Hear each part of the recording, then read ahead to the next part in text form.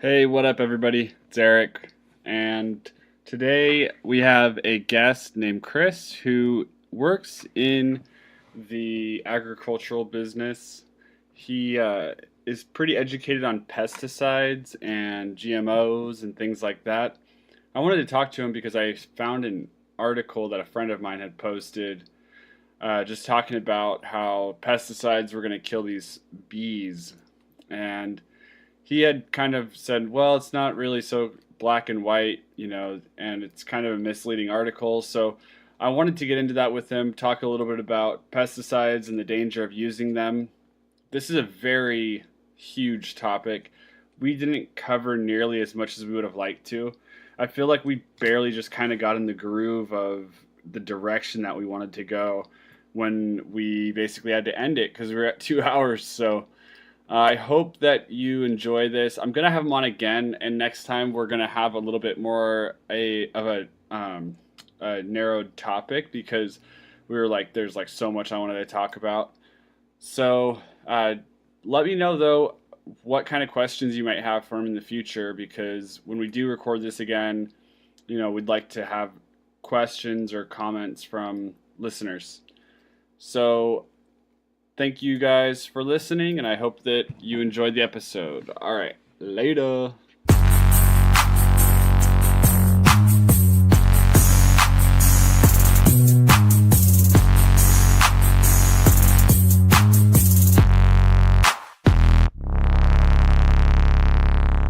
Okay, so I'm here with Chris, who I met on Facebook, and he works in the agriculture industry.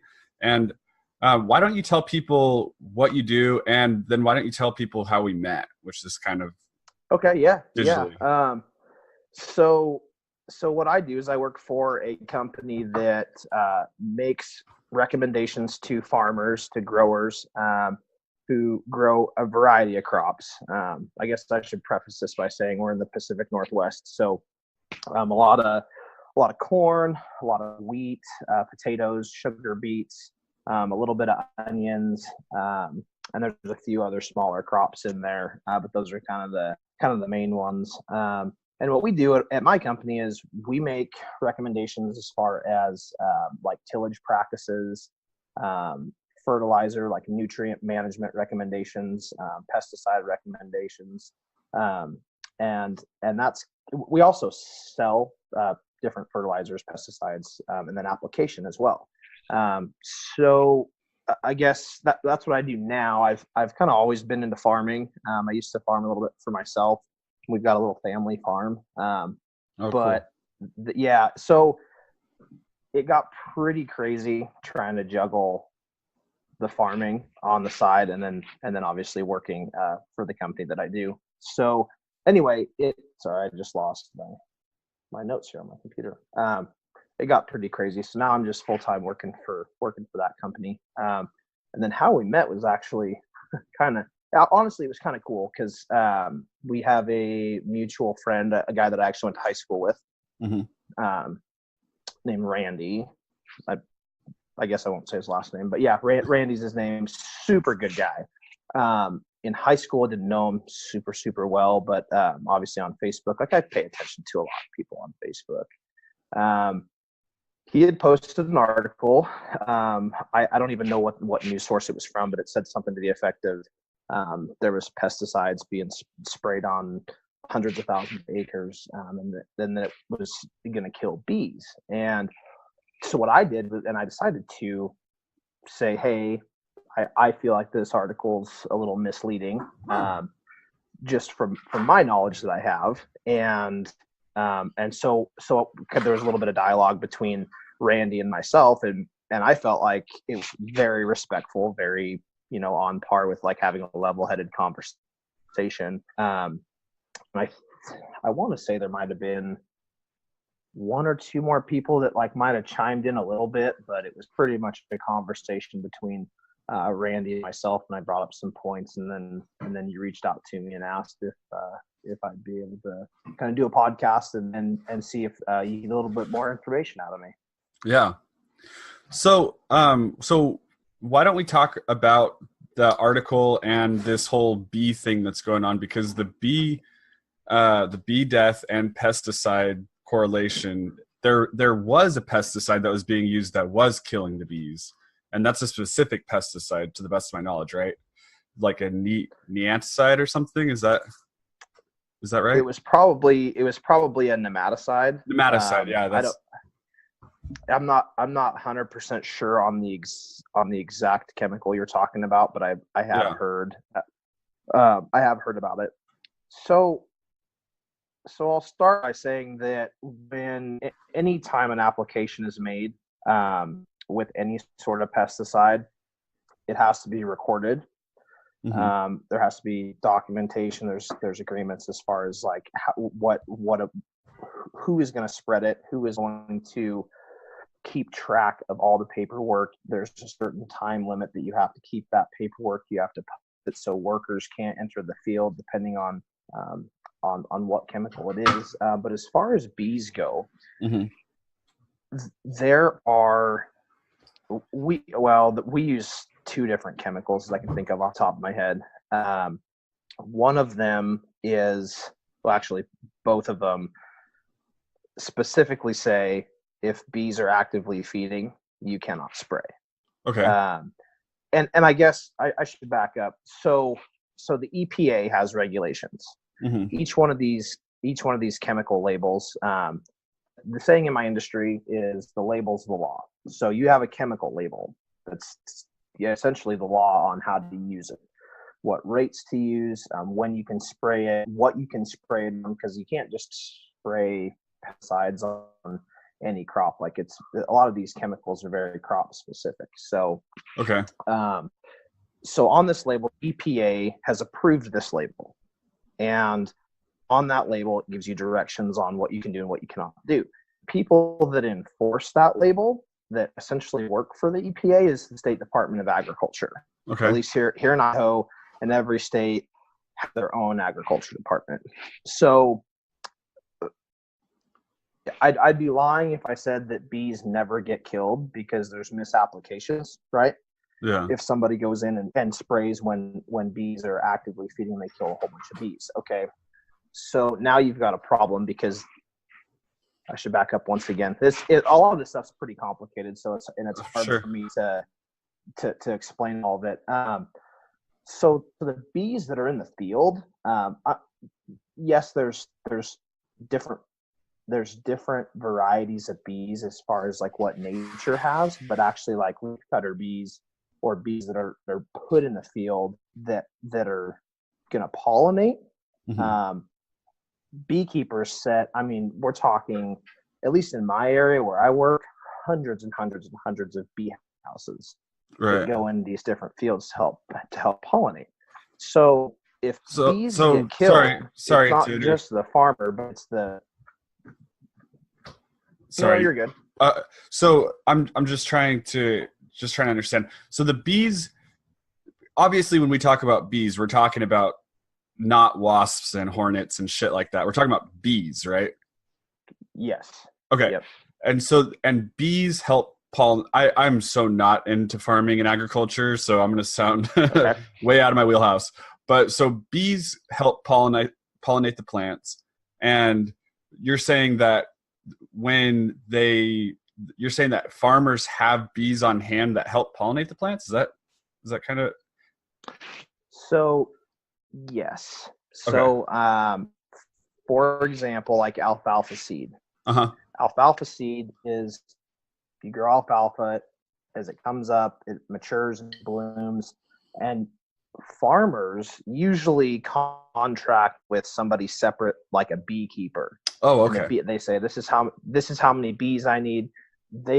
Beekeepers will bring out bees to the field. Okay. Some farmers might have that, like if someone is specific to growing seed crops, they might have their own bees. A lot of times, people will bring bees in, like if guys were growing sunflowers. A lot of times those guys are on a rotation, so they might not grow sunflowers every year.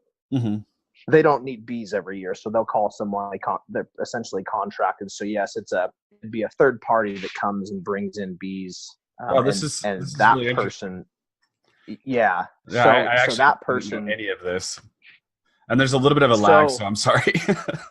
no, you're fine, you're fine. Well, I think I was telling you I was trying to get this on our computer, but I just couldn't get it to work, so we're doing it through the cell phone. But Yeah. um, so yeah, so it's a third party that brings in the bees. So when bees get killed, somebody's going to be pissed, Right. and it's always reported. Um, it's a pretty big deal. Now, I guess going back to the misapplication, I mentioned, of course, sometimes bees do get killed. Yeah. That is, in my experience, I've never seen a correct application kill bees. Okay. There was one time a guy was pushing the limit on what he was supposed to be doing, and I'm talking about the applicator. And he ended up killing some bees. And I want to say the state of Idaho, when they investigated it, found that he was at fault. I could be wrong, but something to that effect, where the bees died. Not only was it our company that was involved, but it was the farmer, it was the third party, it was the state of Idaho. It was a big deal, and if I'm remembering correctly, the guy was fined. Yeah. So when we talk about killing bees, it's not necessarily, I think that there might be this false pretense that all the bees that are in the field are wild bees. There are certainly wild bees that are in and around different fields and stuff, right? Yeah. Um, That's actually where my confusion definitely was, because I, in my head, thought that, like, when we think about this bee epidemic, we think of it just like natural bees that are seeing huge decline in numbers, which I think we are, but yeah, and and I have my theory on that I'll get to here in just a second. okay. And I don't know, to be quite frank with you, I don't know the numbers on how many species of different bees are there. I'm not sure which ones are declining, which ones are steady. Sure. Any of that, I'm not quite up to speed on those numbers. But something that I thought was interesting, and there's actually, I thought, usually I'm not too into recommending documentaries on Netflix or Hulu or anything like that. Uh-huh. There's a series on food, or I guess production, I should say, and I cannot remember the name of it. It's called Rotten. I believe it's called Okay. Rotten, and there's like a four series deal, and one of the series covers bees and honey, and like the import of honey. And this has been a problem now for a while, and I'm glad that they did a documentary and kind of covered this. But in California, every year when the almond orchards are in bloom, beehives and beekeepers from all over the country come and facilitate bees being in that area and pollinating everything. And we're talking, thousands and thousands of acres. Like, almonds are a pretty expensive crop to grow. And so they contract these guys. They come from all over the U.S. And they talk about it in this documentary for like 5-10 minutes. And I think it's pretty important that they touched on that, because as we start talking about declining bee populations, again, I'm not sure if we're talking wild or if we're talking these kind of farm kept ones and the ones that the beekeepers have. But if we take application and pesticides out of it, a big problem that I see is that when people are coming over to California, these beekeepers, and they're setting their hives, let's say a guy's from North Carolina, and he travels all the way across country and he sets his bees there. Well, he's setting his bees right next to a guy that's from Oregon State or Washington State, somewhere in the Pacific Northwest. And then there's another guy that's from like North Dakota, and they all have their hives next to each other, and all these bees are interacting. An issue that I've seen and read about is that some of these hives will contract different sicknesses or different diseases, illnesses, and if you're using the bees for honey, which a lot of guys will, not all of them, but some of them, you can't treat your hive with any sort of, I shouldn't say any sort of antibiotic because we're kind of getting out of the scope of things that I know. Yeah. But there's stipulations on what you can give your hive as far as like antibiotics to treat different things. So, oh, I see what you're saying. Okay. So you have these bees coming from all different parts of the country that might not be immune to certain diseases or certain sicknesses. That one hive that comes from that area, even though they're carrying it, they might not be susceptible to it. But the hive that's right next to them, that's from a different part of the country, they're susceptible to it, and it'll wipe out an entire hive. Again, Netflix touches on it. I've read on it. That was a big issue that I saw because that's not anything that. And so the almond bloom, the almond orchards in California. There's that, and there's one other thing in like the Texas, the deep South somewhere, I believe, where beekeepers go to. It's different, slightly different time of year. And so that's an element to this that I think's important to bring up, is that yes, there's obviously an issue with pesticides, how it's applied, but there's also, I always thought that was interesting, and I read about that 3 or 4 years ago, I think is when that was brought to my attention, because I think I was talking to somebody about beehives and how they're affected and bee population, because this isn't a new issue. This has been going on for a while. Right. Yeah, I heard about that, and I don't know a whole bunch on it, but I do know that was kind of an interesting thing that I kind of keyed in on and thought, well, I don't know how big of a problem it is, but I know it is a problem for some guys. Yeah. So I guess if your viewers are into documentaries, or I guess your listeners, if they're into documentaries, that rotten one's pretty good. It kind of exploits a lot of different things. But where did we leave off? I kind of went off down on a rabbit hole right there. That happens a lot in conversations. Right. So we were talking. Well, why don't we talk a little bit about? I think you were. I actually don't remember either, but I know that it had to do with bees because that's kind of. And so. Well, I can pick up on the pesticide application again if you want. Yeah. Well, why don't we talk about the article and why that was kind of misinformation, and I'd like to also talk a little bit about the misinformation that's because obviously there is an agenda from both sides. There's an agenda from the side of lobbyists that are trying to push GMOs and pesticides and inorganic farming or whatever you want to call it. And there's also an agenda of the opposite, which is the organic farming lobbyists and things like that, and the consumers that are obviously uneducated, and the journalism who has an agenda, and if it bleeds it leads, and calling something terrible is always going to be a good headline.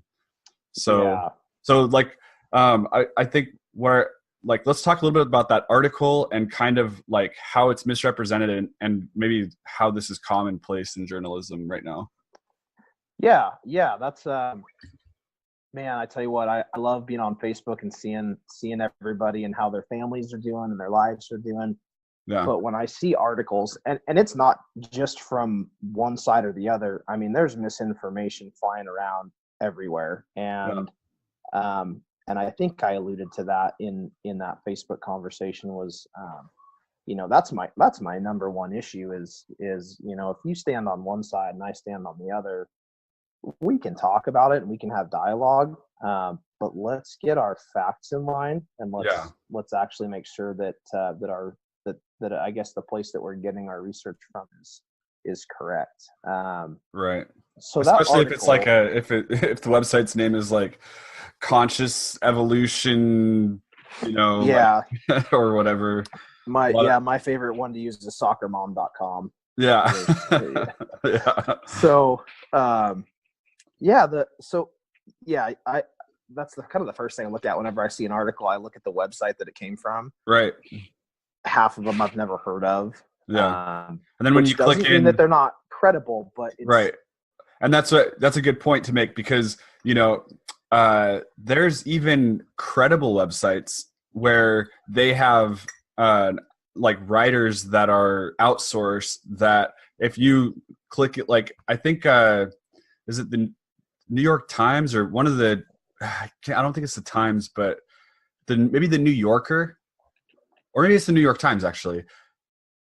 Forbes. It might be Forbes, but Forbes outsources. I think it's Forbes. Forbes outsources journalism to just random people. Like you could become a writer for Forbes, and it'll say like, yeah, it'll say that this is a outsourced writer or whatever. But because it has Forbes, people think it's a reputable site.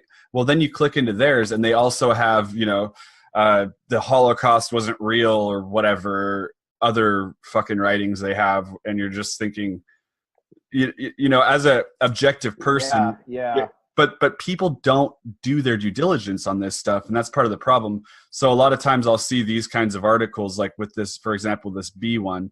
I mean, I'm not going to use that as an example, but maybe something on GMOs. But then you click into it, and it also says, that the government's adding whatever to the air by planes or chemtrails, and then you've got like the moon's shrinking or some crazy, So anyway, so it's important for the audience. You can't just click into an article and trust it just because it's an article or just because it looks reputable. Right. You have to cite many sources and find where they're finding their information. And even if it's a scientific study, I mean, there's scientific studies that are skewed and they're done poorly. And scientific. There's academic research that is available to the public that is a study will come out and it's for one thing, and then another study will come out and it totally contradicts it. And so that's the great thing about being being able, how do I put this tactfully, trying to be an educated person and trying to digest some of this information. I feel like I can tell you are. I feel like I am. A lot of the people that I associate with, like we try and be educated to the best of our knowledge, and we try and understand things, and we try and put them in perspective, and make a good decision based on what our morals are and what we believe. And I think that's important. And if, again, it goes back to, if you stay on the other side of the aisle than I do on some of these things, that's okay. We can agree to disagree, but when it comes to food, I tell you what, you want to piss some people off. Oh yeah. You start talking food and GMOs. And I mean, it's kind of a big cyclical deal where it comes back and people are, they're talking about GMOs and they're talking about organic, they're talking about pesticides and this and that. And I think everybody has the right to know what's in their food. I think that everybody has a right to know what's being done.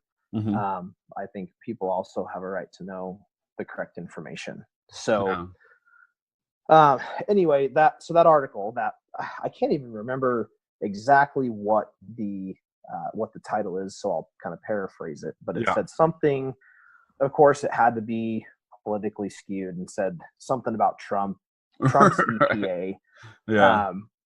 where I kind of chuckled because I know that a lot of the people that are in place at the EPA that are at this level of decision making are the same people that have been there for a while. Right. So it's not like they have term limits for the EPA. I just thought that was funny how they threw the Trump card in there.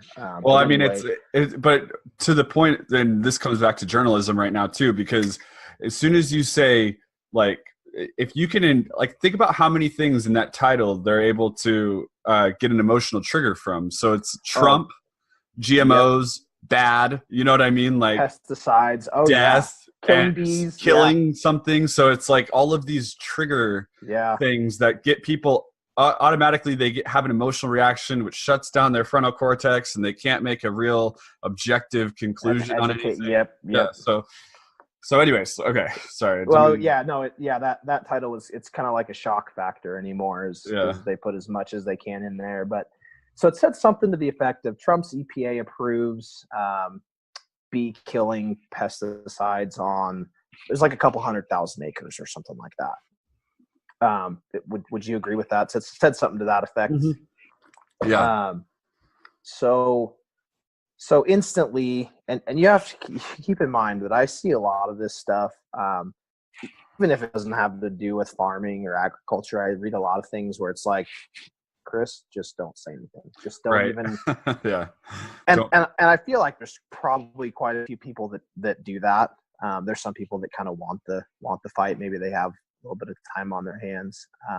So generally, I feel like it's kind of a lost cause, especially when you're talking GMOs and pesticides and stuff. Because I think people just start to tune my side of the argument. I feel like they just kind of tune it out.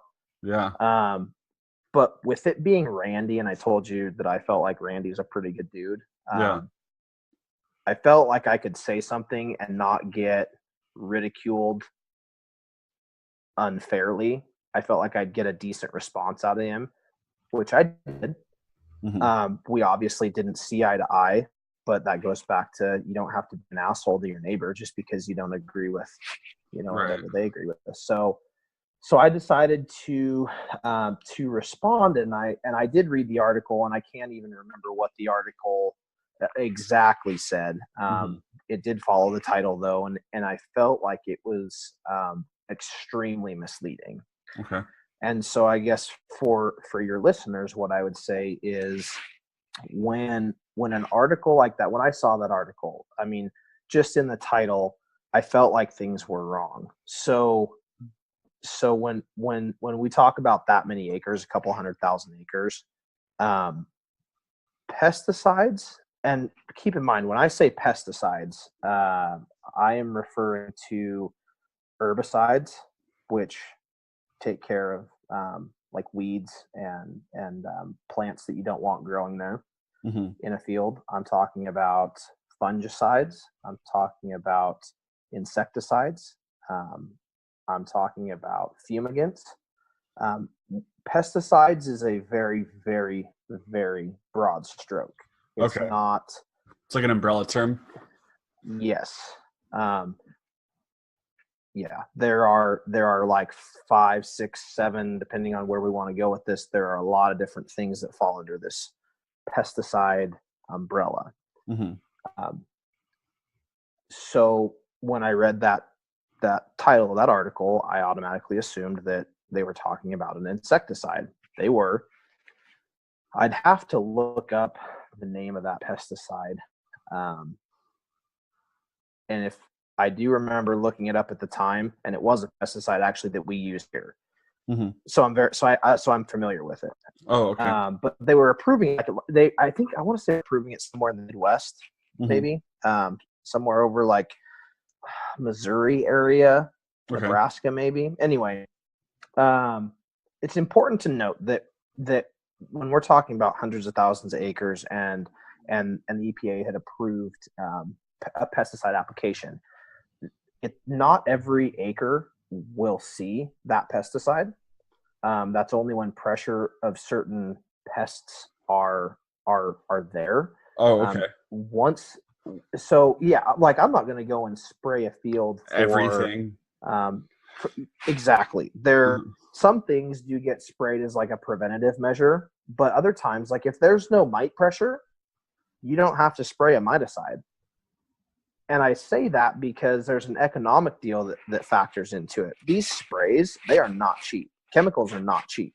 If a farmer doesn't have to spray something, they're not going to do it. I work with guys on a daily basis with their budgets, with how much money they're spending per acre, what their anticipated yield is, and there is an economic threshold. Oh, yeah. And I think that's something that's not talked about is people that the big one is, growers want to douse their crops in Roundup.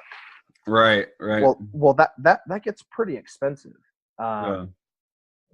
Each application you do gets more and more expensive. And when I say some chemicals are expensive, I'm talking there could be a spray mix that's $60-$70 to the acre when it's applied. When you times that by even just 100-acre field or a 200-acre field, things add up pretty quick. So when we're talking about a couple 100,000 acres, not every acre is going to see that, for one.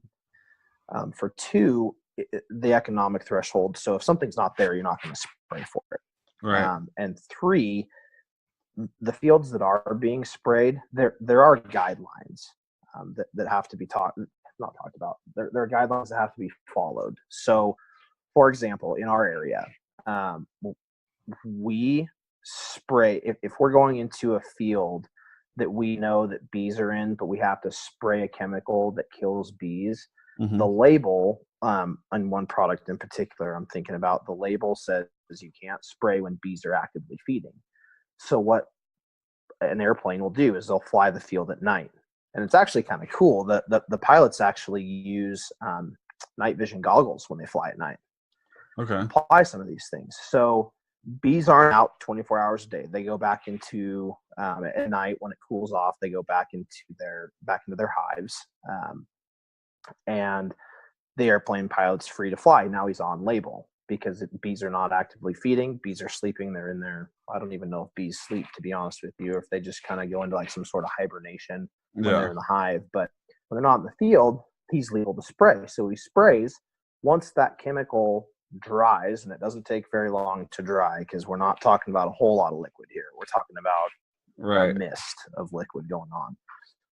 Once that product is dry, bees can actively feed, and they aren't affected. They don't die from it. Okay. So that goes back to now, if that pilot, the guy that flies that chemical on, if he is applying it when bees are actively feeding, that'd be a misapplication and it's illegal and he's liable for it. Does that make sense? Yeah. That makes sense. Yeah. So, and every product is different. So I said chemicals are expensive. There's also thousands of them. Yeah. And some of them have the same active ingredient, but there's different names for them depending on who's selling them. Right? Okay. It's no different than Coke and products Pepsi or as something. Consumers that, well, essentially, yeah. I'm trying to think of a product that we use every day that it's literally the same thing. It's just rebranded. I mean, I've seen like a couple like cheaper sunglasses a lot of times. Yeah. There might be like 4 or 5 different companies that use that sunglass, but all they've done is just put their logo on it. Right. So it's the same thing with chemical. It's a lot of times it's the same active ingredient or a very, very similar formulation of chemicals. So they're expensive and there's thousands of them. And I've gotten pretty darn good at reading the labels and trying to interpret them. And they're very specific and they're long. And a lot of people don't have the patience to sit there and read through it. But that's partly what I'm paid to do, is to understand those labels. So if and when our company makes a recommendation, it's on label and it's correct and we're not held liable. Okay. So is there anything else in that article that? I don't remember, but so I mean, just to kind of like, let's talk a little bit about what concerns people have with this and what the reality of it is, because there has to be some danger of spraying chemicals, right? I mean, it can't just be for sure. safe. Yes. And that's something that I don't think anybody would argue with. But so what are the dangers of it, and do you think that this, I was reading an article, I wish I could find it right now, but and they were talking about the decrease in just insect populations in general, not just bees, but insect populations, and how this is a big issue. And this is the results of us using, insecticides and things like that. And so what do you think, what do you think what are the dangers associated with it? And also I want to talk about GMOs, but let's talk about just pesticides. What are the dangers associated with it, and how can we mitigate some of these effects? And are they constantly changing? Like what's, Yeah, for sure. And before I forget, I will say that we might need to do a follow-up podcast in the future, because there's so much information to talk about. And there's so many things and so many factors that I think we could spend 4 or 5 hours here and still not even scratch the surface. So yeah, no kidding. I feel the same way. There's so many things I want to ask you. I feel like my head is just like tons of things are coming to the surface, but I don't want to, go crazy. So I agree though. I think we should do a part 2, maybe part 6, 7, 8, who knows? Yeah. Well, no, I like the conversation too, and Yeah. I like giving you kind of my feedback and my take on things. So, so as far as pesticides go, I guess what was your question? If what are the dangers? What are the dangers of it? Yeah, what are the dangers? And because I think the misconception that a lot of people have is that you see a cornfield and they're just spraying chemicals and you know what I mean, and just and then that ends up in the water supply, and you know what I mean, and then there's it's on the food, it's in the water, it's you know what I mean, and yeah. No, so I'll start by saying that there are a lot of different chemicals that are very safe. Uh-huh. And there's some chemicals out there that are not safe. Right.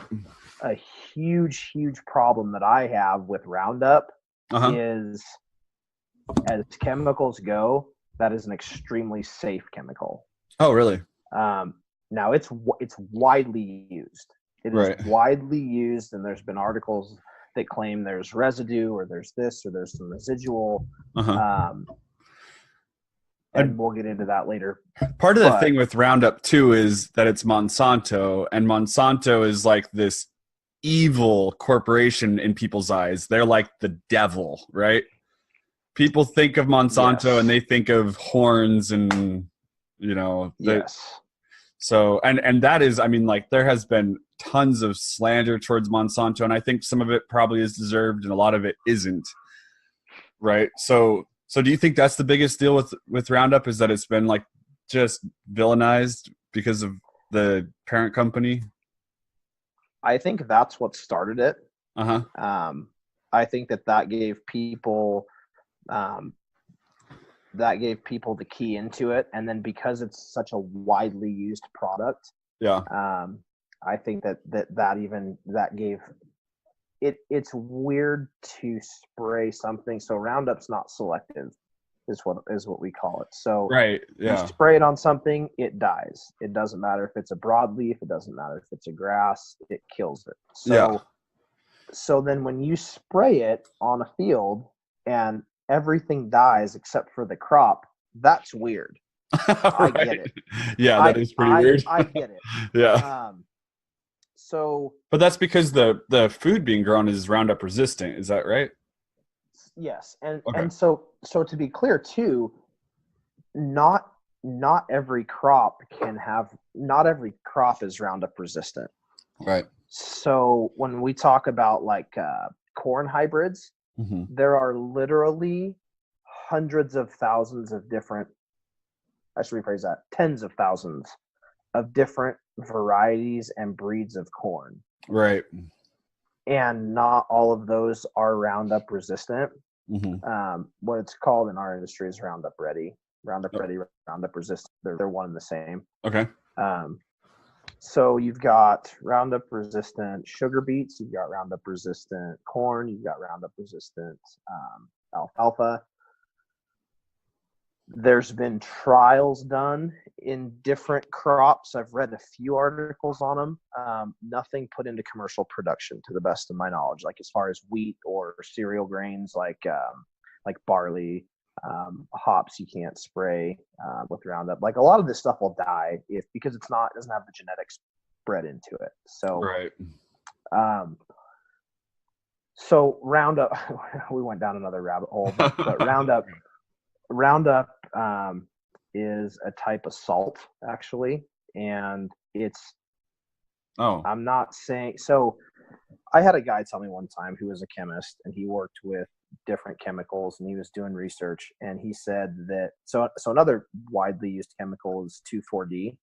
And there's a couple different variations of 2,4-D, but 2,4-D is actually more dangerous than Roundup. Yeah. And it's pretty volatile, so you could spray it, and if there's a temperature inversion, it'll actually lift back up and it'll carry.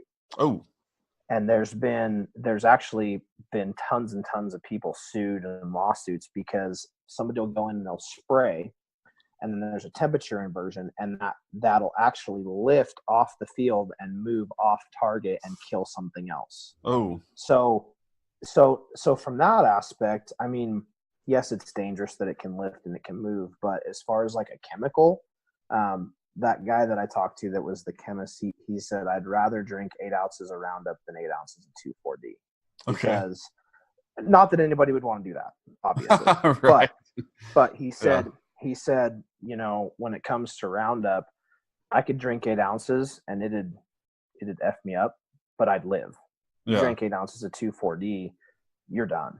Yeah. I mean, that I don't know. I can't get extremely specific about the actual chemical that was there, but 2,4-D, there's a chemical, I can't remember. It was in Agent Orange in Vietnam. Yeah. Because I think that I'm trying to think of the history of 2,4-D, but I do remember that one of the guys that invented it, like, oh my gosh, he would, I think damn it, I can't think of who it is. Do you know who it is? The guy that I don't. Okay, yeah, I can't think of who it is, but he's a pretty notable figure. I just can't think of who it is. So anyways, let's keep going because I'm gonna. Well, so what I'm getting at is that's another widely used chemical that nobody's talking about. I think you hear a little bit about it from people, but it's not like it is. It's not like Roundup, right? And so I have my feelings about that. But anyway, back to the dangers of pesticide use. So one of them in my mind is, and in a lot of people's mind, is residual, right? So you go and you spray a pesticide. You don't want that being on your food as you or your family consume it. Right. That's a big one. I'll add to that by saying the label that pesticide companies have to, I guess chemical companies have to put on their pesticide container, that's the law for a reason. That's what the EPA goes off of, because the EPA has to approve that label. They spend, it's kind of like big pharma. That's a whole nother subject, but like big pharma, they spend millions and millions and millions of dollars trying to push this drug through and get it approved. And they have to do research, they have to have trials, and they have to know that it works and that this and it's that. These chemicals are almost the same way, where these companies have to do research and millions and millions and millions of dollars go into this. They finally get the patent approved. The EPA has to approve what you can do with it and what you can't do with it. And they've got, I can't imagine the amount of people and the amount of time. Well, I know the amount of time. There's some that, I mean, they start working on stuff right now and it won't be ready for another 10 years. Right. Which is kind of a scary proposition when you think of overuse of pesticides. Is another concern for me because things build resistance. Yeah. Okay. Right now, if we're talking Roundup, one of the things that we're dealing with is these plants that have become resistant to Roundup. Yeah. Like weeds, like kochia, for example. Yeah. That comes from a couple different things. In general, I would say that probably comes from farmers not wanting to spend a whole bunch of money on applying it at the maximum rate. So they cut the rate. It makes it a weaker formulation. Yeah. The plant can create some resistance. Kind of like antibiotics, right? Exactly. Yeah. Yep. And not just with weeds, but with bugs and insects too. There is. I won't go down that rabbit trail, but I guess some of these populations of either insects or weeds, I guess growing resistance is another danger to me because it threatens our food supply. We don't think about it because especially in the United States, there's a constant supply of food, and even when we're short of something and prices go up, things never quadruple. They never go up in price tenfold. When we're talking about like corn, like a box of cereal might go up a few cents if we're short on something, but it it doesn't never triple, quadruple. You see what I'm saying? Yeah. So our food supply, even though like by natural disasters, like what's going on in Nebraska right now, or that just happened, where there's a lot of farmland that was affected by that, and a lot of storage that was affected by that. I mean, that affects the market, but I mean, when you talk about not being able to kill a certain type of bug that could completely wipe out a crop, and when I say completely wipe out a crop, I'm talking like region specific. So Pacific Northwest, if something built up a resistance, and can wipe out every cornfield from here to the Oregon coast, like it's a pretty serious thing in my mind. So that's a danger that I worry about. And that like there's something going on with oranges, right? Where I haven't heard. Oh, okay. I think that there's like something going on right now with oranges not being able to grow properly in the South, and they don't really know what's going on, but there's something that's like causing the oranges to just die off, and they're trying to fix it. You know what I mean? Because Interesting. It's God, I wish I knew more about this, because I really don't know much about it, but scientists at like the University of Florida are actively working on trying to find a fix for it, genetically modify them so that we can still have oranges, because if it continues at this rate, then we might not have oranges anymore, which obviously is a problem. Okay. Yeah. Trying to genetically modify them for the benefit of being able to continue using the product. And I know that this happened with bananas. There was like a scare with bananas a while back that was similar to that. Okay. So I think that concern's got to be, I mean, it's same as antibiotics. Once again, it's like, when they think about some of these like serious flus or something like that, where it could come and decimate a population, and they have no idea, like they're working on maybe some sort of vaccine or something for something, and they don't have it done yet, and then all of a sudden it starts to hit the population. I mean, that's a huge concern. Oh, that's scary, man. Yeah. Especially for the average person. That, I mean, people like you and I don't have a lot of control in this world, and we expect things to be safe for us, be that our food, be that the vehicles that we drive, be that the homes that we're living in. Like, we expect things to be safe, and so when it goes back to that thing of, if your food supply is threatened, and if that means that there's not a food supply, or that it's contaminated, like that is kind of a danger to me. Or I guess what I would consider to be a danger about different pesticides. I'm trying to think of right offhand anything else that I would consider a danger. I guess I would add this, is that if you look at the periodic table, now, granted, there are definitely some chemicals that are man-made, right? Man-made, they're synthesized. But when you look at the periodic table, I guess I'm just trying to give something to reference for your listeners. Yeah. Things on the periodic table, most of them, in their purest form, if you have any sort of bulk anything, if you had, say, phosphorus, right? That's a nutrient. Okay. Phosphorus it can be highly, highly toxic. We have phosphorus in our body. Right. All of our cells have these different chemicals that naturally occur, right? And I'm not even getting into the synthetic thing or the man-made stuff, but I'm just talking specifically like elements that people would know. Like, those things in high concentrations can be extremely toxic. So when you see a chemical label and it says toxic, right, and there's 250 gallons of some liquid that it's toxic, it's highly concentrated, but that 250 gallons is going over 3,000 acres, let's say. Right. The amount that's going on per acre is far less than what is considered highly toxic. Right.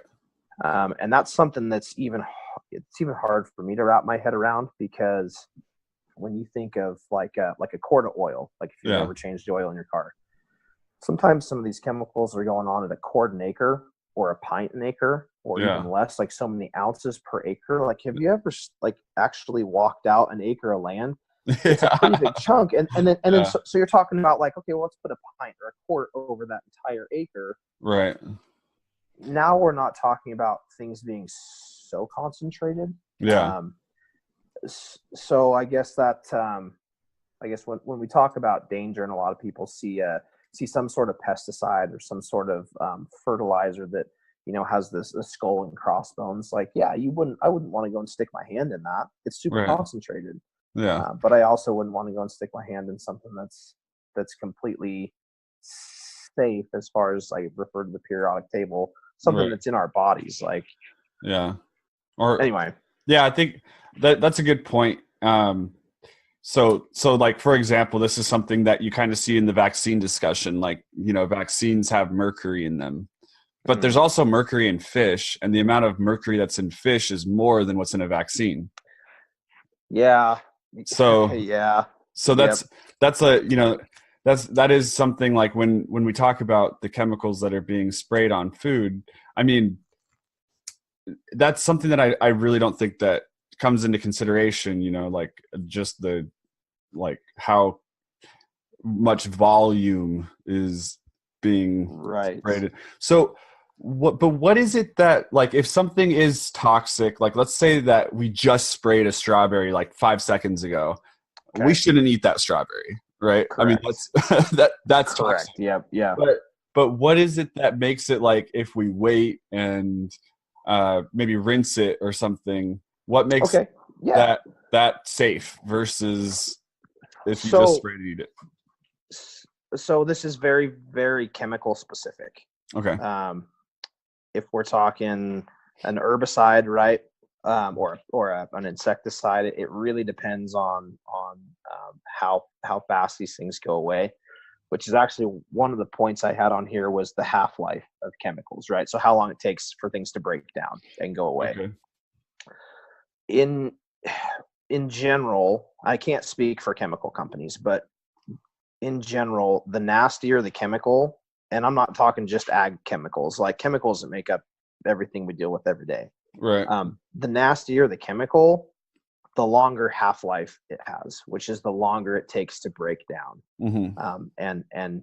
And so when you spray a pesticide on a crop, let's say a strawberry plant, that plant it's really no different than you or I, like how we metabolize things.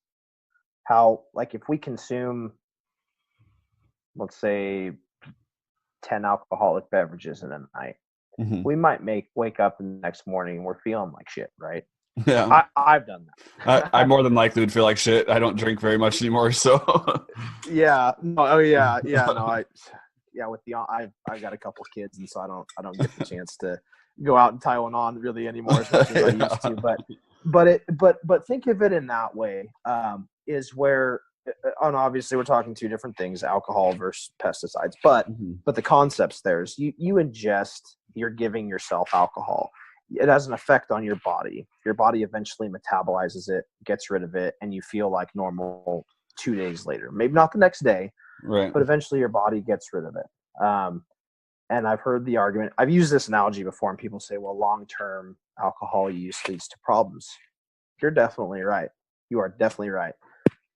I relate that to overuse of pesticides and going above what's recommended and what's legal on the label, and that continuous hit, because there are, on some pesticides, you can apply them multiple times a season to keep control, like to keep pressure down from thrip or mites or aphids or whatever. And you can do like multiple applications, but you can only do so many applications, because you can't keep doing it, because there will be an effect where the plant can't metabolize all that by the time it's ready to harvest or to go to market. So that's, sorry, my computer keeps logging me off. That's okay. So just my notes, but that's okay. So just on that note, when plants are harvested, do they have to be tested for like chemical compounds being on them and things like that? So that depends on what it is and where it's going. Okay. So like if corn's being used for fuel, probably not, basically. Probably not. Okay. I can't So when it's really big when products are being sent overseas, Okay. right? So if we are Man, I sending, bet, because you could potentially be sending over diseases and things like that that immune systems in different areas aren't familiar with, right? Like they, bacteria and stuff like that. Do they have to? I'm not sure if they test for that. Okay, that's kind of off topic, but Well, it's kind of off topic, but it's still along the same lines, right? Like we have things that we test coming into the United States. yeah. That movie that Netflix documentary I mentioned earlier with the Rotten, where it was talking about bees and honey. We are scrutinizing honey that comes in from like China, where they're using a certain antibiotic that stays in the honey and then it gets transferred to a human and it's unhealthy. Right. And so that is once again, that's an important message, because like the biggest problem that I see personally with this discussion is that people really like don't recognize the things that are bad versus good. And so anytime that you hear hormone, antibiotics, GMO, pesticide, all these things, they're so general and like like grass fed, like I had someone ask me the other day about grass fed eggs. Like, should you eat grass fed chicken eggs? And I'm like, no, because chickens don't eat grass. You know what I mean? Huh. So it's like it's unfortunately, I think that there's so much information out there, and there's such a distrust in scientists or experts. In other words, there's so much distrust right now in experts because there has been so much manipulation in the past, especially with like the sugar industry and a lot of these different industries that are just trying to, there's definitely been like with Monsanto, for example, there has been like issues with some of these companies, and I think that it's really hard for the average person to know like antibiotics do get transferred into your system, right? But hormones don't. So if you're giving cows hormones, like that actually isn't going to get into your body, like, but antibiotics certainly will, right? That's such a touch and go thing. Yeah. I completely agree with you that I guess it circles back around to what you said earlier, where everybody's got an agenda. Right. And there's a lot of distrust that's been put in people. Mm-hmm. And I try not to be naive about some of the things that I work with on a day-to-day basis. Yeah, that's the other thing too, and not to interrupt you, but the other thing too is I have a friend of mine who's a fucking physical therapist, and she just recommended a book over to me, and it's basically like we tend to look at the things that we do as good and justify them no matter what it is. Mm-hmm. And everybody does that. So it's like in your field, it's got to be hard to look at things and be like, okay, not everything's bad, but not everything's good either. There has to be an acknowledgement of the truth of, like maybe we have been over spraying or we have been over using antibiotics. And this is like a thing that people are recognizing now, like, oh shit, this does affect this, There is a reason why cows eat grass, right? Because they get nutrients from grass, not corn. and so and I don't know if you want to talk about that a little bit, but so there has to be an acknowledgement from both sides of nuance and like meeting in the middle a little bit. Yeah, and it's so hard because all this is interconnected with the misinformation, with people doing their own research, which to be clear, I think is great. Yeah, people want to be educated.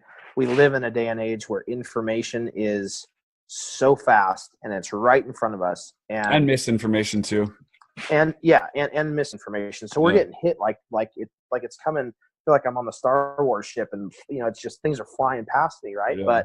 But the unfortunate part about that is that if something's wrong, it can't even be rectified and put out there before people have already forgotten about it and it's gone away. And when I say Totally. gone away, I mean people have already read the article, they've already read the information, they Yeah. already have their standpoint on it, and it's over and done with, and they're on to the next thing. So we kind of got off topic there. Oh, you know what? Something I was going to talk about too, Yeah. which kind of goes along the lines of what we were just recently talking about was so I'll say this, that my job I take very seriously. I've told you I'm extremely passionate about what I do, farming, agriculture.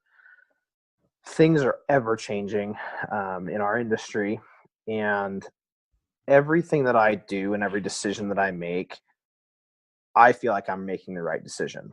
I feel like, and it may just be my opinion, but I always try and do the right thing. Mm-hmm. If something's wrong, I speak up, I say something, because it doesn't only affect my company, my grower, his family, but it also affects the consumer. And that may be the dairyman, that may be the guy that's raising pigs, that may be the person that's gonna that's gonna be putting that food on their table. So everything that I work with, and most of the guys, I'd say darn near everybody I work with is probably the same way. Especially the growers, because the growers, it's not just a job for them, right? That's their livelihood. Like, it's a lifestyle. Mm-hmm. So I try and do everything the right way, and I try and speak up when something's wrong or something's missed. But one problem I do have is I'm not exactly happy with chemical companies all the time, and not even.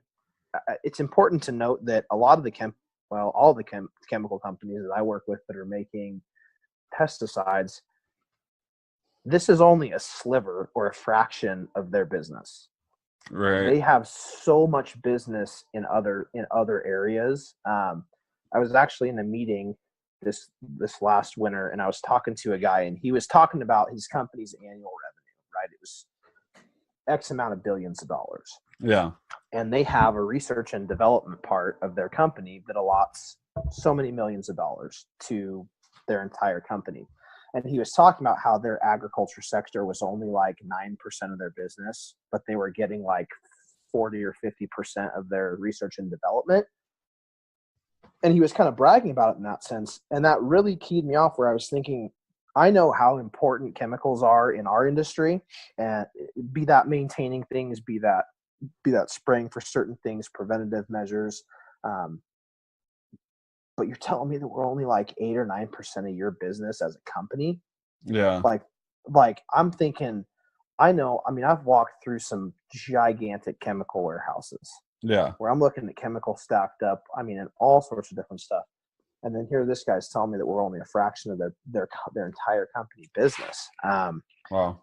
There's a few things that I have an issue with as far as like what chemical companies do in general, not just with ag spray. Like, I don't agree with a lot of some of the regulations and some of these chemicals that have been released into the environment, because there's problems. There's definitely problems.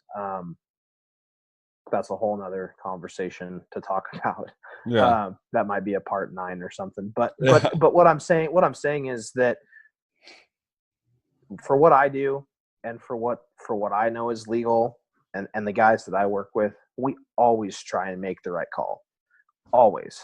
And it's not only a matter of morality, but it's also a legality and a liability. Because if Right. something like I could lose my job over something that costs a lot of money that was my fault. Like if the wrong recommendation was made, or the wrong field was sprayed and it killed a whole bunch of, say, bees, since we've been talking about bees, like that's something that not only myself, my company's liable for. Yeah. So anyway, that's, I guess I keep getting off on these tangents. I'm sorry. There's just so much to talk about. But. Yeah. Yeah. It's okay. I think that it's just, it is kind of hard to pin down one direction, because this is such a huge conversation. I mean, it really is huge conversation. And I also, it sucks. Like, I eat all organic, and my wife works for an organic food store, and Okay. I have eaten that way for, I don't know, 8 years, Yeah. So it's like we've done that for a long time. And in recent years, I have Crohn's disease. I don't know if you're familiar with that, but yeah, a little bit. I am. Yeah. yeah. So, and I eat like very, very specific for that. I don't use medicine, I just do it by diet. Mm-hmm. So, my through all of my reading and like, I've read tons of books and research studies and like all these different things. And it's like, I still don't really know where I sit on it. You know what I mean? And like, I eat the way I do mostly because I can afford to, for one. And I see the value in it, like Mm-hmm. I like supporting local and stuff like that. But I mean, I also just think that like for how huge the population is, and when you think about like how many people are starving internationally, Yeah. I think that it's important that we get food to those countries, or that crops are able to grow in high yield so that we can feed there's probably more people that die from starvation than people that die from GMO food. It's, you know what I mean? It's so sad. It is so sad when I haven't spent a lot of time in other countries, in developing countries or third world countries. Yeah. I drive around a lot all day, every day. Yeah. I listen to a lot of podcasts. Okay. A lot of podcasts. And I think you and I are similar in the regards of like I can't consume enough information. Like I yeah. love it. Like let me hear it. And again I try and be I try and understand that everything I'm hearing isn't always true, right? And if something I really want to know about, I'll dig into further. But I hear a lot of stuff, and I've always heard people that talk about various things, be it income, be it food, be it public safety, things like that. Some of these people that I've heard on other podcasts, they talk about going to third world countries or developing countries, and they're like, you have no idea how good we have it here. Right.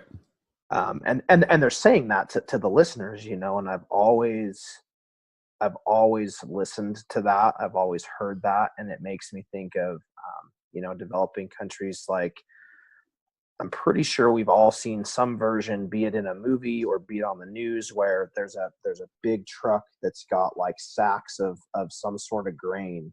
Mm-hmm. And it's driving into this big conglomeration of people, starving people that end up fighting over this food. Mm-hmm. Right. Yeah. I like I said, maybe it was in a movie, but that shit happens. Oh yeah. For real. And yeah. that bothers me, that we could get into the government talk and different, yeah. but I'm saying, like, it's truly sad to me that there's people out there that don't have the opportunity to have food not only 3 times a day like we do, but 4 or 5 times a day like we do. Right. And then throw away 60% of it. Yes.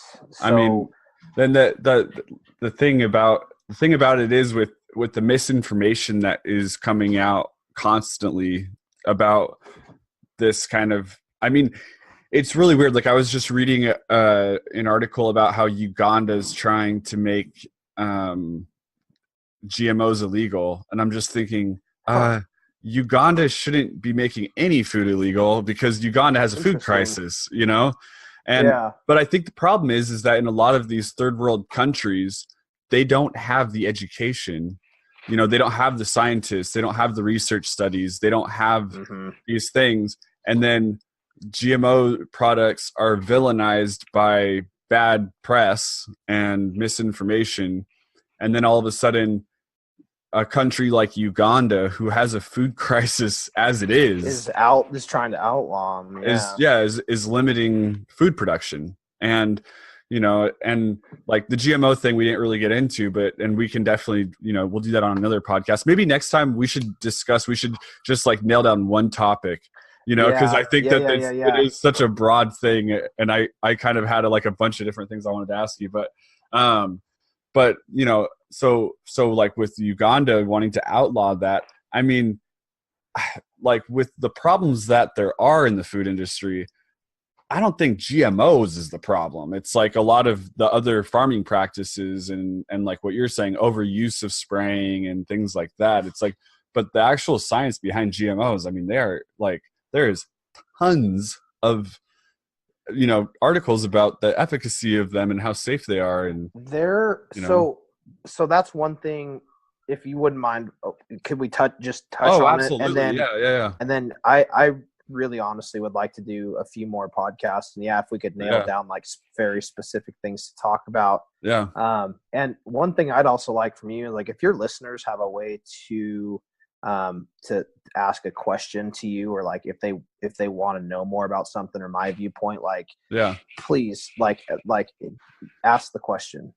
If I don't know it, I'll find out the answer. Because like I was telling you, I think before we were on air, before you started recording, was like to be an expert, like a true expert in my industry. I'm working with guys that are in their 50s, in their 60s, that they've been doing this for a long time, and it's like I've been in the industry for 4 or 5 years now. Been farming for longer than that, but in this industry, I've been in here for like 4 or 5 years, and it's like drinking water from a fire hose. Like it's just information and things are, and you're trying to absorb all this knowledge and be a sponge, but like a sponge can only soak up so much water, right? Right. But anyway, yes, if your listeners have questions, like please like direct them towards you. We'll set up a few more podcasts. We can have some dialogue. We can talk about it. But one thing I want to touch on was GMOs. That is a huge, huge hot button issue. I think, in my own opinion, I think just as big, if not bigger than pesticides. Yeah. Well, and it doesn't help that they're commonly spoke as of one and the same, Correct. Yeah. So they are two completely different things. Right. So genetically modifying something is done in like 5 or 6 different ways. Right. Okay. And I'm not sure how much you know about GMOs or the genetic modification. I know a little bit, but process, I do know. But yeah, I know. Probably not nearly as much as you do, but I do know that there are a lot of different ways, and some of them are what a hippie would consider to be extremely natural. Just cross-pollinating plants that normally wouldn't cross-pollinate and things like that.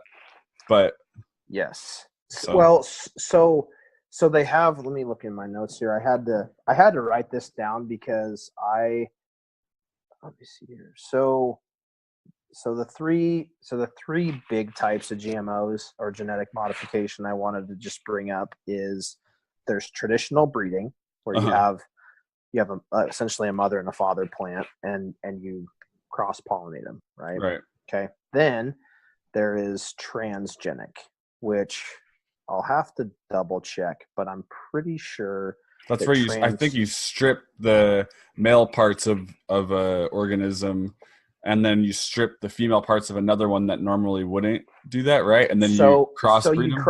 You cross is it genomes? I'm trying to think here. So an example would be, and they've done this, is taking like the fluorescent gene of a jellyfish that glows in the dark and putting it in a pig, right? Yeah. That would be a version of transgenic. Yeah. Okay. Next time I'll have to do more research on that. And I'm actually going to save this Word document so we can kind of keep going on things. Anyway, so one thing, and I had someone tell me this one time, and I don't know the exact truth to it. I know it happens, but I don't. But what they said was so there's a technique called mutagenics. Have you ever heard of mutagenics, where they hit something with so what happens is they hit a plant with radiation when it's young, and they just let it grow. Okay. They let it do its thing. That sounds kind of cool. So like Spider-Man or something. So they hit it with radiation, let it grow, do its thing, and let's say they hit a corn plant, right? With this, and then all of a sudden they hit it with radiation, it grows up and it creates an ear that's like a football, right? Right. they'll go in and they'll extract that gene. And I don't know if this is true or not. I'm just using an example. They'll extract a couple of those genes that emphasize that the size of that ear, and they'll try and replicate that. Right. Okay. I had somebody tell me that was actually legal. Yeah. To do, and to like to make a GMO into production. I don't know all the ins and outs of that, but I remember my jaw almost hit the floor when I heard that. I was like, how can that, in my mind, you're hitting something with radiation, you're just letting it do its thing, and then picking out some of those genes that you like after it was hit with radiation. Like, that's crazy to me. I think it's really cool. But well, like the fact that we can do that is cool. It was just weird that, I guess what was weird about that to me, I think I should be more specific, was that that people have a problem with certain types of GMOs. And there was data presented to me. And I actually, when I wrote down this traditional breeding, transgenic, mutagenic, and a few of these others, there was actually a presentation that I was at one time, and I was like taking pictures with my phone of a PowerPoint slide. And I was trying to get everything. And I kind of like jotted some of it down. I didn't have a lot of time before we sat down today, but there was data that was shown in that PowerPoint where like people, the general public, were like okay with some types of GMOs, but not others. And I don't know the exact numbers, but I think that what I'm trying to get across is there's these different types of genetically modified plants.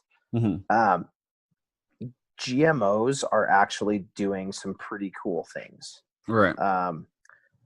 There's some of them that are pretty far out there in left field, right? That's science. There's a lot of stuff that's out in left field. But I'll give an example. Is something I found pretty cool. So I'm allergic to peanuts and peanut butter. I always have been. Yeah. They are developing a genetically modified peanut to not carry that allergen that keys people off. And I'm like, that's pretty cool, right?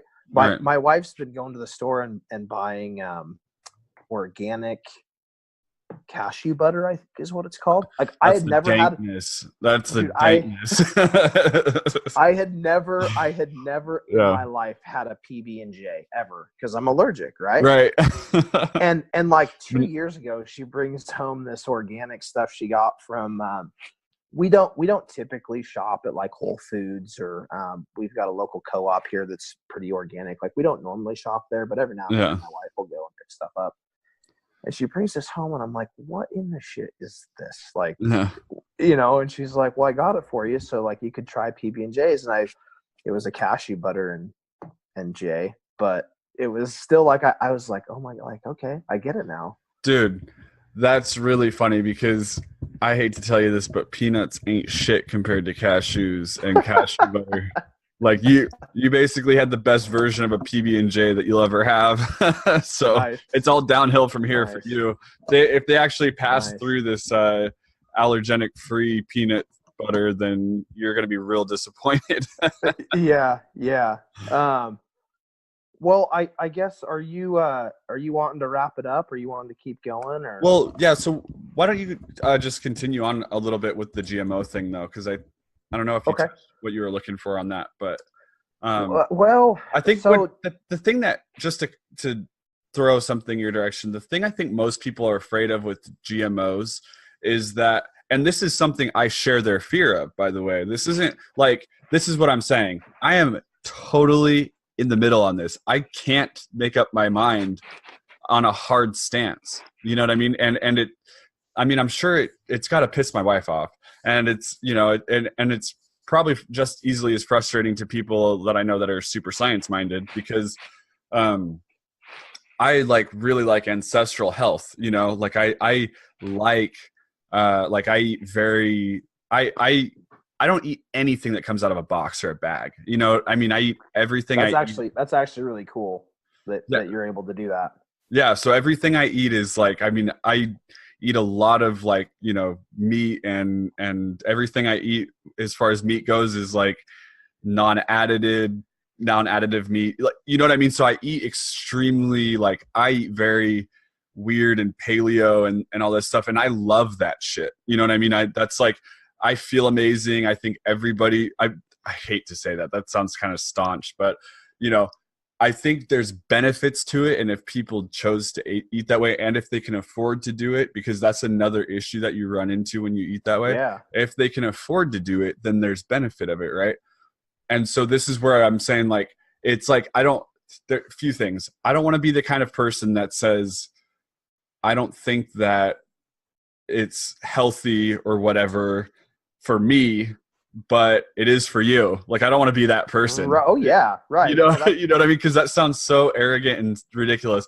And I do see like non-GMO or GMO food and obviously pesticides and those kinds of farming practices as a huge useful tool to get food to like impoverished areas, third world countries, things like that. You know, I mean, we have a huge population to deal with, and we have a food crisis in a lot of areas, and it's crazy that we have a food crisis in a lot of areas. And then, you know, from my stance, like I think that we need to try to ramp up production so that we can feed the world. And my point that I'm trying to get to is that for me, I am so like, I can't decide a hard line on this. This is something that I want to know, but there's so much information out there, like what we were talking about. It's so hard to actually figure out what is the truth. And I'm sure it's somewhere in between, you know what I mean? Like, I'm sure that we're going to find out that like, in the next 100 years, we'll find pesticides that destroyed things and some that had no effect, and then GMOs that had no effect. But when I think about like our human body, you know, and like how long we have been evolving, right? And what humans ate most of history. And then all of a sudden in the last, you know, I mean, agriculture has been around for about 10,000 years, but modern day agriculture where we're spraying pesticides and doing all these things, maybe 200, maybe. I would say no. I would argue that it's only been like 50 or 60 years. 50 or 60. Okay, see, I mean, and that brief little window of 50 or 60 years where we're just throwing out a lot. We're throwing every ball in every direction, trying to see the best tactical way to do this, and we're not. I mean, 50 years ain't shit. So we're gonna see in the next, you know, couple hundred years the effects of this massive change to agriculture that we've done. And you know, and so I think the concern is like there's right now there's a lot of distrust in science. It's unfortunate, but it's true. And because there's distrust in science, it gives like little seeds of doubt in the public's minds all the time, you know? And every time that you hear something like, just kidding, sugar's horrible for you, fat's good, or these, you know what I mean, these different things that come out, it just plants one more seed of doubt in the public's mind. And with GMOs, I think that a lot of people have this like, you know, they see a picture of a tomato with a syringe in it or whatever, and and all of a sudden they have this idea that these like evil scientists are sitting in a dark room somewhere trying to figure out how to kill off half the population through food. And with GMOs, because people are consuming it and they're putting it in their body, it's like they don't want to be fooled, so they take this narrative that it's bad. It's just better safe than sorry, and to convince themselves, they start to validate their opinions with bad, faulty news sources and bad scientific studies and things like that. So I know it's kind of a long ramble, but with the GMO thing, I just like, I'm so on the fence with it. You know what I mean? Like, I hear anybody that I know or that I listen to or anything like that, that has any sort of scientific background is like, it's just a misconception. This is something that, you know, when we do genetic modifications, they're like, you know, changing one little DNA inside of something and it's able to withstand a colder temperature, which is good because then we can get higher yields, but the actual nutrient content of the product is the same. And, You know what I mean? And so that's kind of the stuff Yeah. that I hear.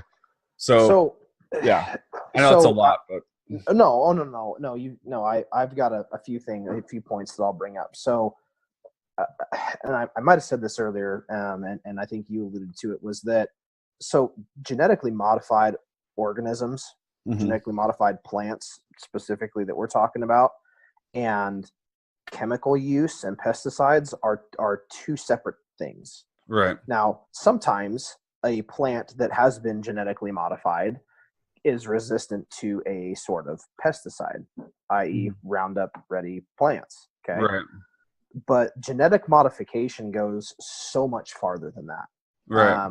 And I guess for your listeners and for you, for anybody that's even on the fence or that's concerned about GMOs, I am, well, let me back up for a second.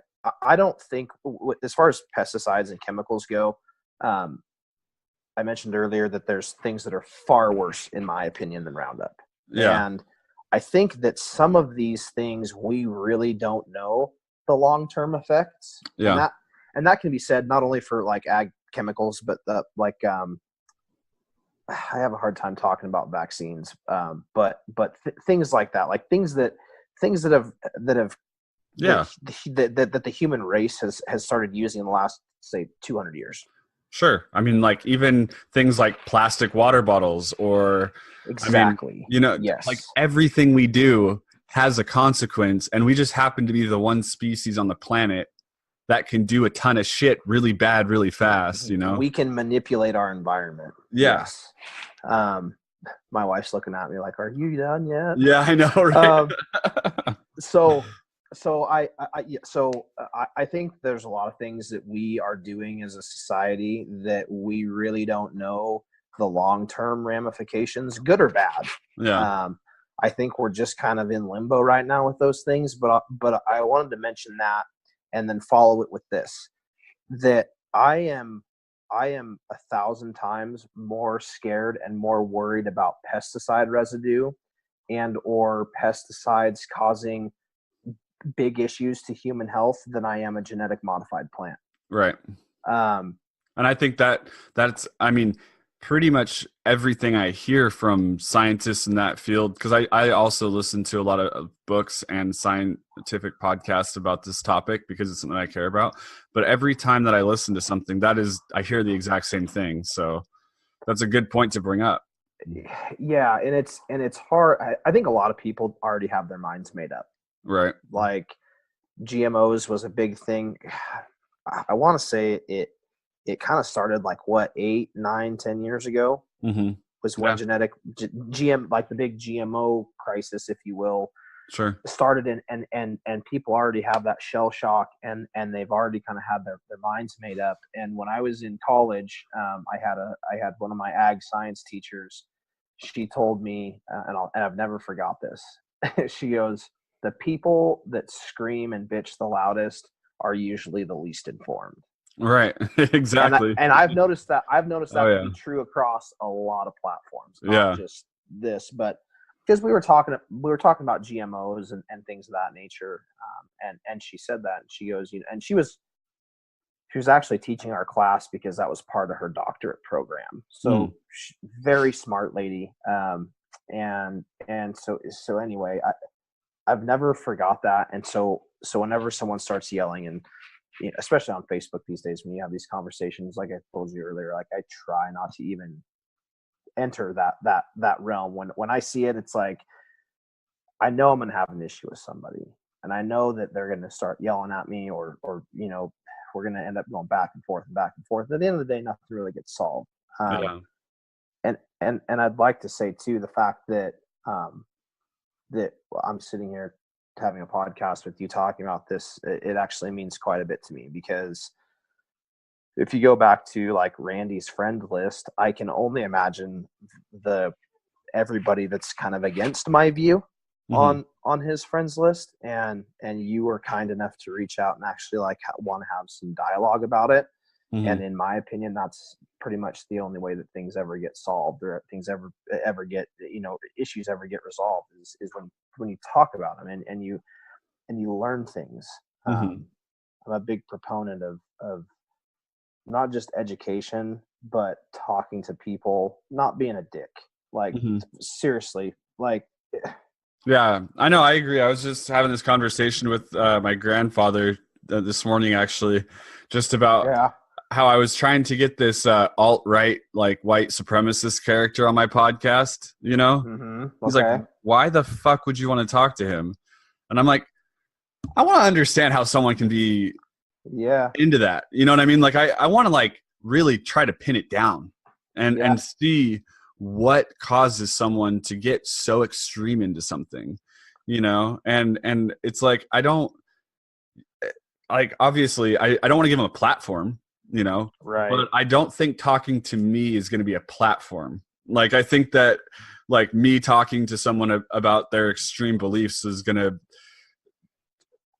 let shine, you know, hopefully. I mean, who knows if I would ever get through or whatever, but it would hopefully be able to shine light on some of the fallacious thoughts, you know? And so anyways, but yeah, I agree with you. My point behind that is I agree with you. I think that in order for us to figure anything out, we have to talk about it. And that is not happening in society right now. I mean, it's not happening. It's not happening, I think, for a couple of reasons. I kind of cut you off there, and I'm sorry.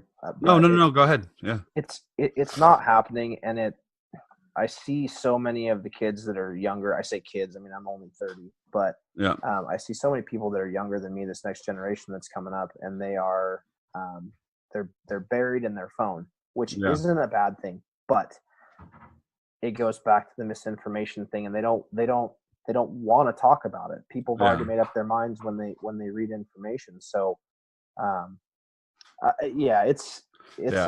This topic. I'm serious. I would like to do a couple more podcasts. Yeah, let's do it, man. Let's get on a schedule.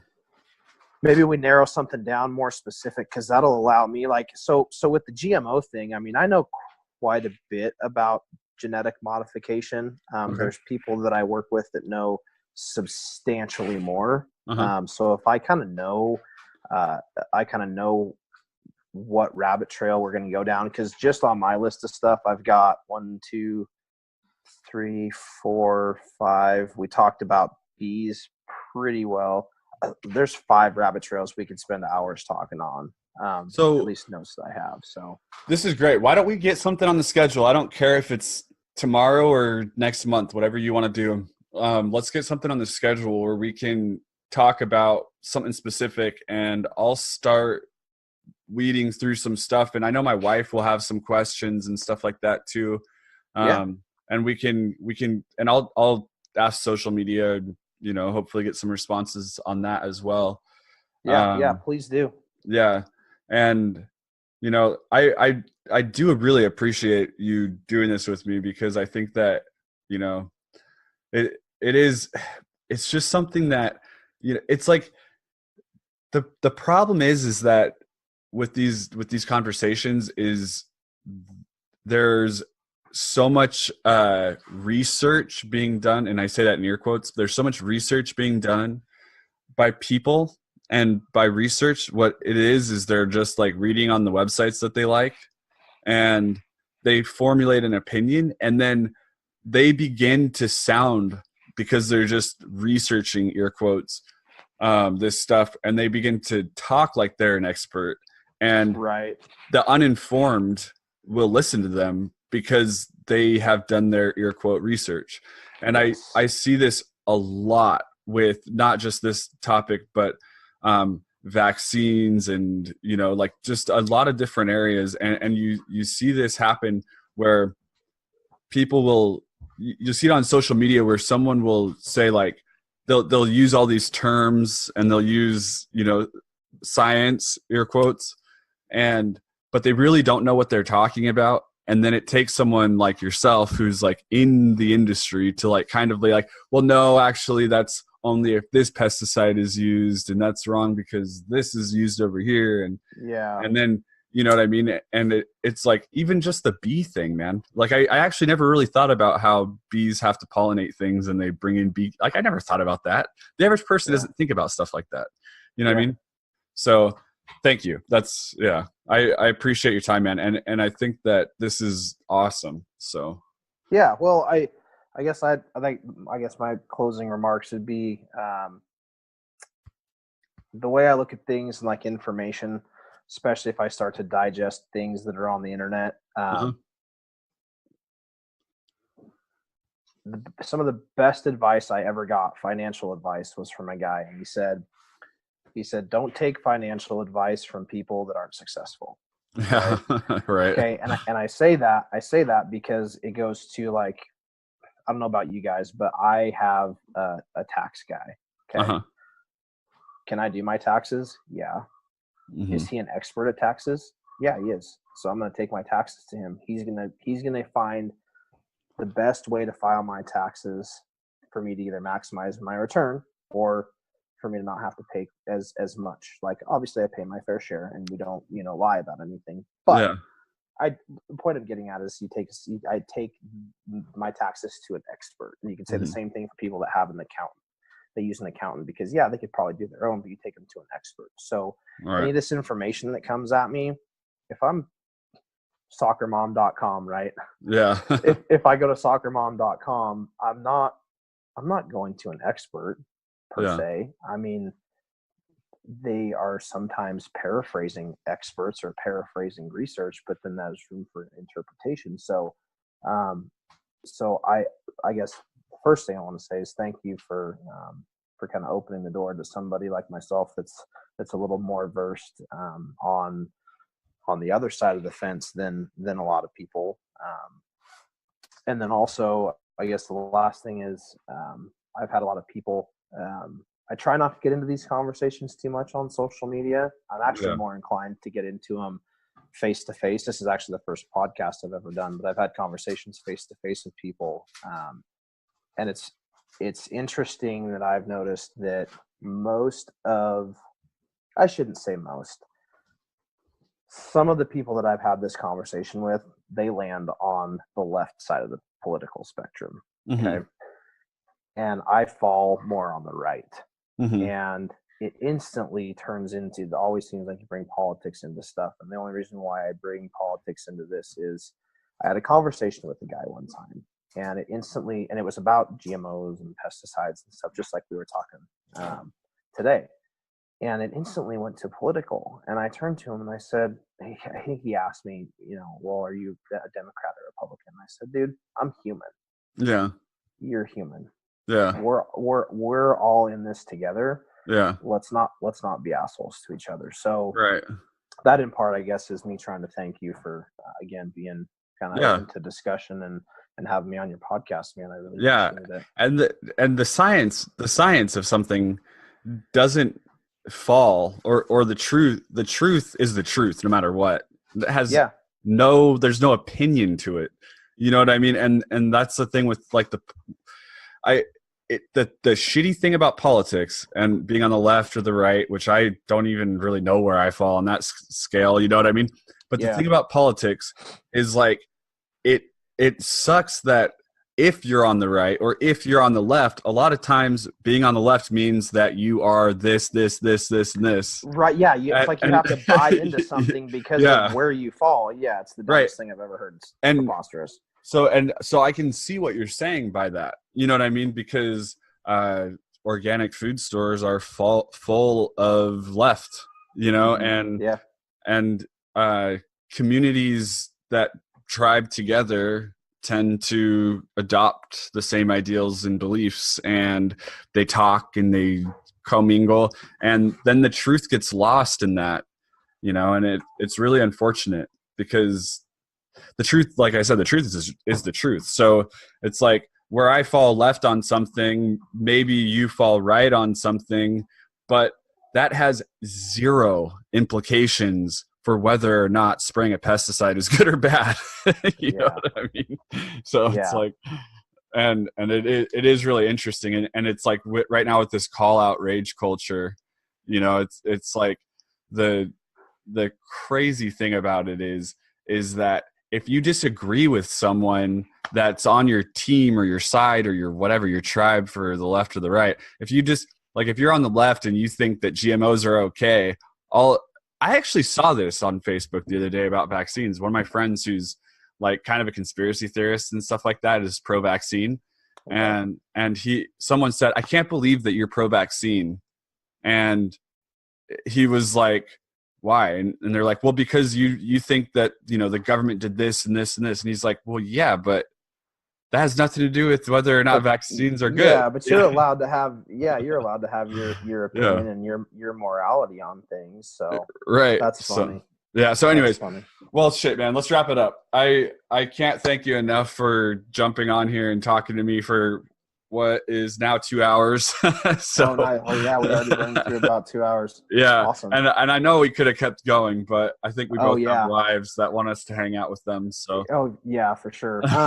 Well, yeah, but I guess I'll be in touch with you after this, and we'll kind of like nail down some pretty specific topics. So so we can actually hit some stuff and dig deep into certain areas.